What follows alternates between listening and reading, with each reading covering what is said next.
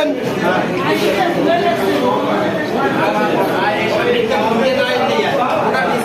দেখেছি সভাপতি সাহেব সকল মিছিল মিটিং করেছেন, আপনারা ছিলেন না। আপনারা দেখেছি আপনারা কোনো কর্মকাণ্ডে ছিলেন না। আজকে আপনারা বড় বড় কথা বলছেন, ভুলিয়া উড়াইছেন এবং মানুষের বিরুদ্ধে মিথ্যা অপবাদ দিচ্ছেন, মানুষের বিরুদ্ধে মিথ্যা তহমত লাগাচ্ছেন।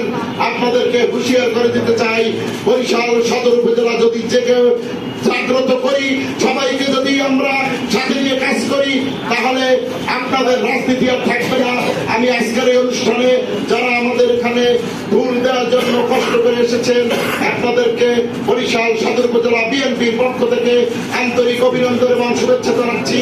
এবং আপনারা বিগত দিনে যেরকম আমাদের সাথে থেকে কাজ করেছেন, দলের স্বার্থে কাজ করেছেন, সেরকম আগামী দিনে আমাদের দেশ নায়ক তারেক রহমানের যে স্লোগান রয়েছে, জনগণের সঙ্গে থাকুন, জনগণকে সঙ্গে রাখুন, এভাবে জনগণকে যদি আমরা সঙ্গে রাখতে পারি, বিগত দিনে আমরা বরিশাল জেলায় 6টি আসনে আমরা বিজয় লাভ করেছি, 6টি আসনের মধ্যে 6টিতেই বিজয় লাভ করেছি। আগামী দিনে ইনশাল্লাহ আমরা উপজেলা পরিষদ, উপজেলার ভাইস চেয়ারম্যান, চেয়ারম্যান, আমরা ইউনিয়ন পরিষদের চেয়ারম্যান, আমরা প্রতিটি ওয়ার্ডের ইউপি সদস্য এবং সংরক্ষিত আসনের মহিলা সদস্যদেরকে বিএনপি দলীয়ভাবে আমরা বিজয়ী করতে পারবো।